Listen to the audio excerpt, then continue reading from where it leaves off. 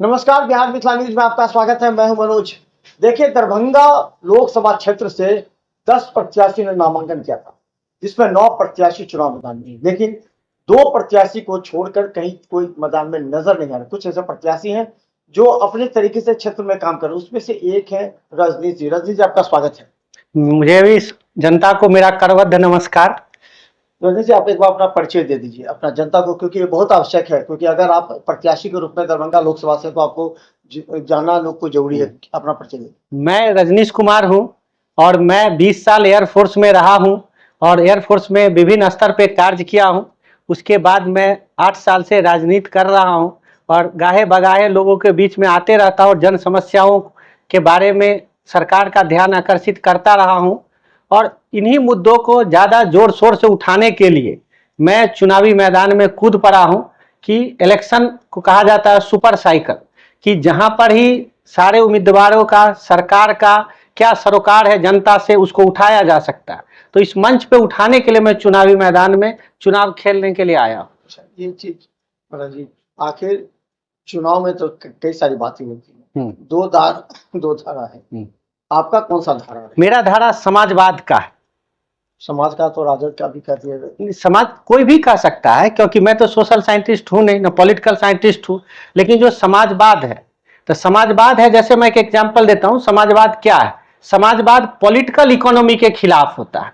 Political economy क्या है कि आज आप देख लीजिए, जो लोग एक छोटा दुकान नहीं चला पाते हैं, जिनका एज ए स्टूडेंट कैरियर में मैट्रिक पास करना मुश्किल होता है, लेकिन जैसे वो राजनीति में एक मुखिया का भी चुनाव जीत जाते हैं, एमएलए एमपी बन गए, तो दूसरी बात है इनके पास करोड़ों की संपत्ति कहां से आ जाती है। यही सोशलिज्म है, यही समाजवाद है कि ऐसा नहीं होना चाहिए। क्योंकि ये जो पॉलिटिकल इकोनॉमी चल रही है, ये पॉलिटिक्स का एक कॉरपोरेशन हो गया है। सब पार्टी को देखिए, आपने सुना ही होगा इलेक्टोरल बॉन्ड के थ्रू कितना कितना पैसा मिलता है। तो ये पार्टी नहीं, एक इकोनॉमिक कॉरपोरेशन है। तो उसके अगेंस्ट में जो समाजवादी सिद्धांत है, उसके लिए मैं खड़ा हूं। एक चीज आप जानते होंगे कि जनता अब ये सब बात को ध्यान में नहीं आती है।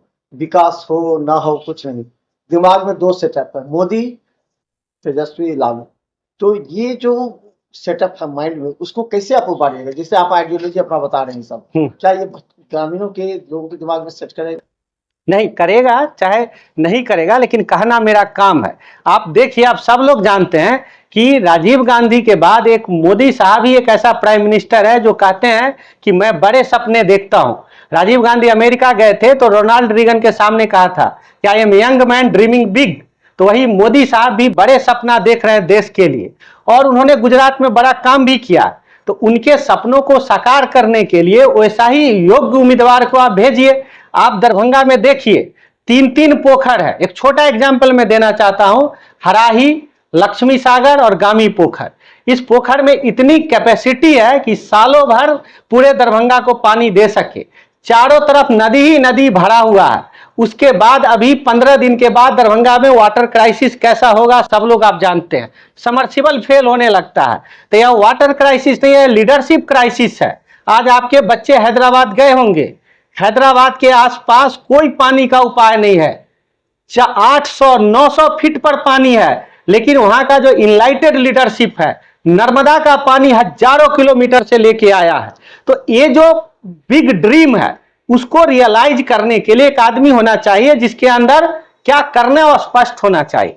आप बेंगलोर जाते हैं, आप हैदराबाद जाते हैं, आप दिल्ली जाते हैं, वहां पे आपको एक शाम में बुजुर्गों को बैठने के लिए, बात करने के लिए एक बाग मिलता है, पार्क जिसको कहते हैं। यहां देखिए, एक भी जगह है जहां बैठ के बात कर सकते हैं? बुजुर्गों के लिए, बच्चों के लिए तो कोई जगह ही नहीं है। सब दिन रात मोबाइल मोबाइल मोबाइल मोबाइल करते रहता है। तो ये छोटा काम है जिसको मैं कर सकता हूं एज ए आपके रिप्रेजेंटेटिव्स। आप देखिए, जाम लगता है। अब सामने देखिए, उसका एक कारण ये जो electric wire, overhead electric wire है, जो पोल लगा हुआ है, उसके पीछे कोई एक ठेला लगा देता है, उसके पीछे कोई कुछ कर देता है। अगर आज कहीं भी जो नया सिटी बन रहा है, कहीं भी ओवरहेड इलेक्ट्रिक वायर नहीं है, सब अंडरग्राउंड जा रहा है, इसको तो किया जा सकता है जिससे कि बहुत ज्यादा जगह खाली हो जाए। तो चीजें हैं कि आप करना क्या चाहते हैं। तो अभी आपका विजन तो बड़ा है, जैसे आपने कहा कि मोदी जी रहा, आपका भी विजन बड़ा है, लेकिन दरभंगा जैसे क्षेत्र में जिस तरह लोगों को सुविधा चाहिए, उसकी कोई अपेक्षा नहीं है। लोग कह रहे हैं कि ये देश का चुनाव है, ये कह रहे हैं कि संविधान बचाओ। तो ये दो मुद्दा है, और तीसरा मुद्दा नजर नहीं आ रहा है। धीरे धीरे जैसे सिमटेगा।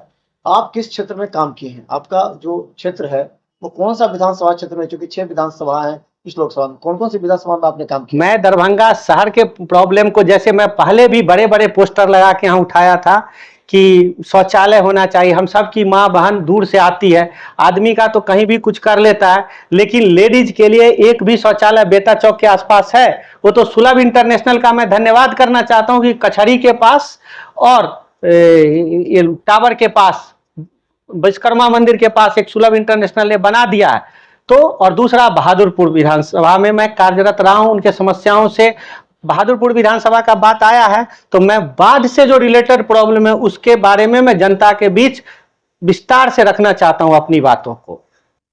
बाढ़ मुक्ति के लिए एक बड़ा अभियान चला था बाबू उमेश राय के नेतृत्व में, जो आजकल आरजेडी में है, महासचिव भी है।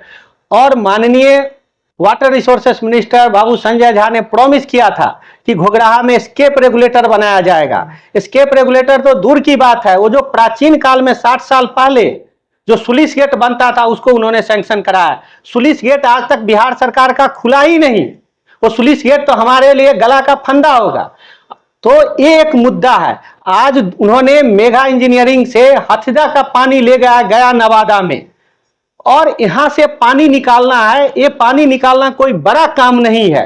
एस्केप रेगुलेटर पाइप वही मेगा इंजीनियरिंग कर सकती है, जिससे कि दूसरा बाढ़ ही नहीं आएगा और न उस तरफ क्षति होगा। स्टेशन भी नहीं आ रही 3 साल से, जनता नहीं आ रही हो तो भगवान झाकी कहानी 3 साल से बाढ़ नहीं। नहीं, वो तो गऊ माने वो जो तुलसीदास कहते थे, देव देव आलसी पुकारा, नहीं आ रही नहीं आ रही, आती है तो हमारा घर छत सब डूब जाता है। और सरकार ने जो नया प्लान किया है कि जलवाड़ा थलवाड़ा को होके एक बांध ले जाएगी, हमारा गांव तो कभी पानी में डूबा रहेगा 4 महीने। 6 दिन के बाद चुनाव है जी, बोला जाए। क्या आप जनता को कहना चाहेंगे? 5-6 दिन चुनाव है।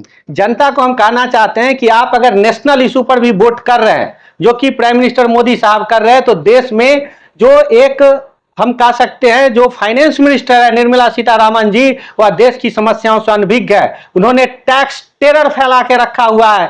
आप देखिए, एक कार खरीदते हैं आप, उसका जो स्टील आता है उस पर टैक्स, पेंट लगता है उस पर टैक्स, और जब गाड़ी रेडी हो जाता है तो कार खरीदने वाले को 28% टैक्स देना पड़ रहा है। 4 लाख के कार पर 1,12,000 रुपया टैक्स, 20,000 रुपया इंश्योरेंस, 22,000 रुपया रोड टैक्स, और उसके बाद टोल टैक्स। टोल टैक्स हम कितना दे?